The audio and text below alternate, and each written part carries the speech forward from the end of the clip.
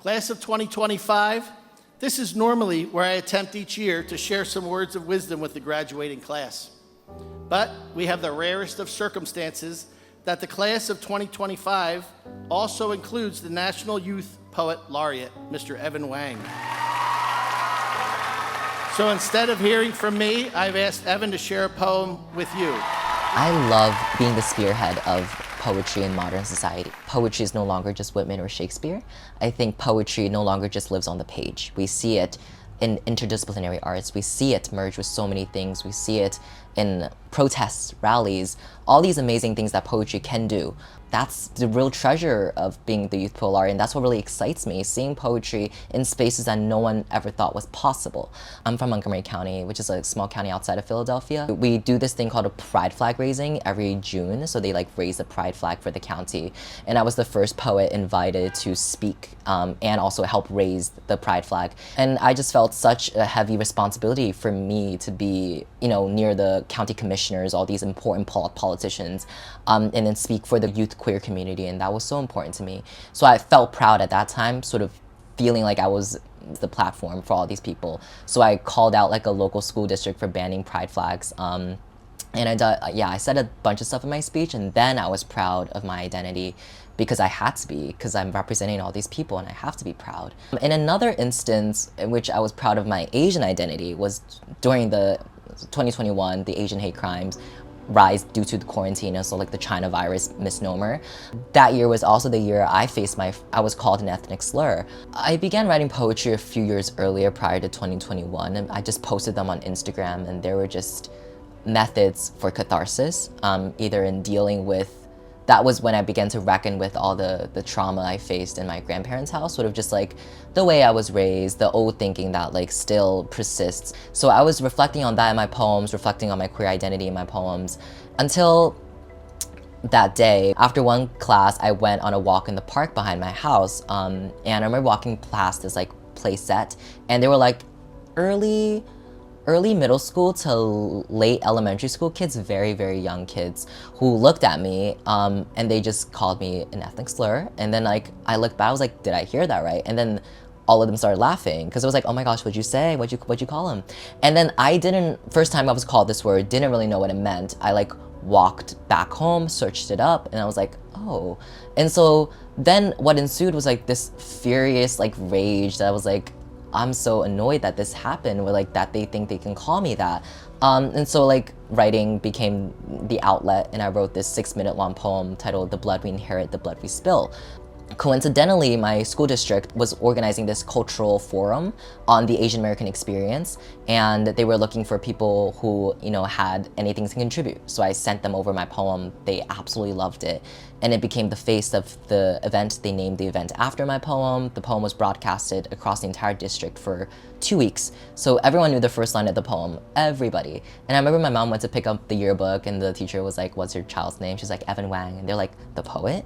And so I remember at that time, my first time sharing my poetry with the world. So I thought, wow, such impact and change can be achieved through poetry. So I wanted to continue. Do you have a favorite poem you've written? It's a poem called I Could Be So Good. It's my favorite because I wrote that during a time where I thought I was in a writer's block. And it was really difficult for me to write a poem. It was January. I was severely I don't know what to do. So I wrote this poem in an entirely new style in which with every line came a white space, a return, and then another line. And I really went back to one of my huge literary mentors. Her name is Louise Glick. And she did something a lot in her poetry called psychoanalysis, in which you write this line, and when you dive deep enough to it, you can tell the entire plot line of the character, the speaker. You can tell all these things from the poem. And so I try to do that a little with that poem, and it got published, which is validation for me. And I also included at the end this very vulnerable section about the same guy I wrote about in The Whale. So he also read that poem, and yeah, that's what's made that poem quite special to me. I could be so good. The still lake outside the window is moon chill. Tonight, I numb the bad life. I undress myself into small nothing, into flesh, then make something of it. This is the cleanest I will ever be. Years ago, The bed still was soft-skinned and tireless. On it, a boy sleeping with his palms open. But now, I am laid, watching a glinting pool of saliva hunger on my stomach like water for skin. I rub it in. I give them what they want. I rarely take what I want. Boys like me live for the praise. Meanwhile, I relinquish my authority on feeling. Meanwhile, love is making its way to me through the black night, painting. Or so I sometimes choose to believe. And really, there is not enough respect for this trying. For a boy I thought I could love, I brought him a book on how not to kill himself in a bag of watermelon candy. He smiled at me, and I felt gutted all the same. Tonight, I am the lake. I taste like a mouth full of death, with silence like a lover at my neck. I star out this blanket of a night sky. What was the hardest poem for you to write? Years ago, I've written only 2 love poems thus far.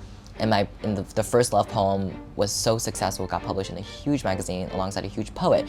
The second love poem is the most important one. It was titled The Whale, and it was like written to this guy. I'm not calling him a whale, it was just a metaphor. But yeah, it was a really important poem for me to write because I wanted to do him and I wanted to do the poem itself justice. And so it took me like 6+ months to write, revision after revision, and I wanted to encapsulate sort of the passion I had for him at the time, keyword at the time.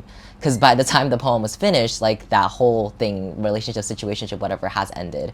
And that's also something to come to terms with. How do you live with work that, you know, has existed past the period in which you've written it? And that was something, that's also what made the poem publication process difficult. That's still what makes the poem sharing process difficult. I mean, eventually he did read the poem and he came to my house to apologize to me because he loved the poem a lot. But this was like after many months of him misunderstanding the poem and thinking that I was like being weird. So yeah, my relationship with the poem is quite severe, but it's one of my most famous poems. It's being taught in Nigeria right now.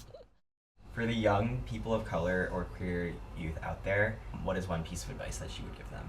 Be ambitious, which is so broad, but I really want us to know that you are capable of changing the systems around you. I think so many of our mindsets has become like, I want to survive. I just want to get by. I want to survive in this country.